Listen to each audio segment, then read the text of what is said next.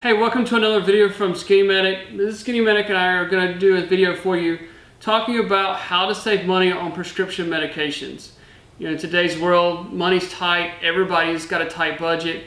So saving money where you can is super important, whether you're talking about just being on a budget or you're trying to be prepared you're for something major happening, an event, so you want to have more medications on hand, stocked up. Some people want to have the extra month, the 30-day supply. Some people even have a year's worth of medication on hand just in case something bad happens. So we're going to give you a few tips. One thing we do when we go to the doctors if we have a prescription medication is we always ask if the doctor can give us any samples. So usually our doctors will give us samples on stuff if they can. Newer medications is typically easier to get samples on. I know, like even my birth control, I have a few months stocked up just because they usually are willing to give me about 3 month samples if they have them. So they have drug reps coming by your physician, whether it be your specialist or your primary care physician, and these drug reps are pushing these new drugs on the market because they're making money, obviously. So they're giving your doctor tons of samples, and most of the time your doctor will give you samples because they want to get them out of their office. Yeah, usually if you ask, they give you plenty. So we haven't had a problem. Unless it's an older medication that they're not pushing anymore, they don't have samples for it. So if it's a newer medication, definitely ask for samples. There's also, you can go online, a lot of the medications have pharmacy savings card if your insurance doesn't help pay for them. We have done this on some newer medications as they come out. It helps save money. So if you're looking for a way to save money as you stock up on medicines, those are a good way to do that. So having the samples is definitely going to help save money, and it could also increase the amount of medicines you have on hand in your house. So you could build a little bit of a storage. That way, if you did want the 30-day supply of medication, something bad happens, the economy collapses, zombies show up, whatever happens, whatever you're prepping for, you get that little bit of cushion. That way something bad happens, you run out of your hypertensive medication, your high cholesterol, your heart medicine, and you can't get to the local pharmacy very quickly, then you have a little bit of a cushion, and this is a way to do it. One thing to do if you are getting samples, and like for example with me, I've got samples, and when I still get my prescription filled as soon as they give me the prescription. You want to make sure you're rotating them out. So I use the oldest pack of pills first. So that way you don't end up with the oldest ones being the ones you don't ever use. So make sure you rotate them just like you do your canned goods. Exactly. Another idea, now when a manufacturer comes out with a medication, they hold basically a patent on that medicine for, I believe it's 5 years. I may be wrong on that. You guys can comment below and let me know if I'm wrong. You guys are pretty good at that. So, but they hold a patent, so no other company could come out and make the medication for making a generic form. So these newer medications, you're going to have a hard time getting a generic form for that. But if the medicine's been on the market for a while, then another company can come out and make a generic form of that. Like, for example, I know this is just over-the-counter medication. This is over-the-counter Tylenol. But you can find your over-the-counter medicine for hypertension, things like that. Now, this is generic not HCTZ, that's your hypertensive medicine.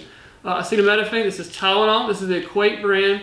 So this is really cheap than buying Tylenol name brand. You're going to save good money on this, and it's generic form, it's the same thing. Mm-hmm. And you can do the same thing. I know most medications, like you said, after the 5 year period, generic form comes out and they get cheaper from your pharmacy. So definitely ask your pharmacist, your doctor about if there is a generic form out there, because that's going to help save you some money than having to buy the name brand for it. And then I didn't realize this, that there are different prices. There's just like a standard price for medicine across the board. I didn't realize that. I didn't know that either. So different pharmacies charge different amount of money for the prescription. So, like this Leota here may cost, I'm going to say $25 at one pharmacy, and then another pharmacy may have it for $23, $22, or another one may actually have it for $30. So it's good to call around and get those prices, to do a price check on your medications. And I'm trying to remember, I haven't put my children on antibiotics in forever. We try to avoid those unless you just have to have them. But I believe there are certain pharmacies that kids' antibiotics are like $4 or something. Like it's super cheap compared to other places. So that's something you can probably Google and look up. I should have done that and think about it till now. But For children's antibiotics, that's something to look at, is making sure that you're going to a pharmacy that has the children's antibiotics at the cheapest rate. And when you're talking to your pharmacist, ask about buying like 3-month supplies of stuff. Instead of buying just 1 month of your medication, ask about buying 3 months, or talk to your physician and see if they'll go ahead and write the prescription for it. Because you may actually save money by going ahead and buying 3 months of supplies. And over the long run, I mean, it's going to be more money up front, but over that 3-month time period, you split it up divided by 3, you're going to have saving money. Some insurance companies will not pay for more than a month at a time, but you may be able to pay out of pocket. Like, say your insurance will pay for a month and you pay for the other 2 months or something.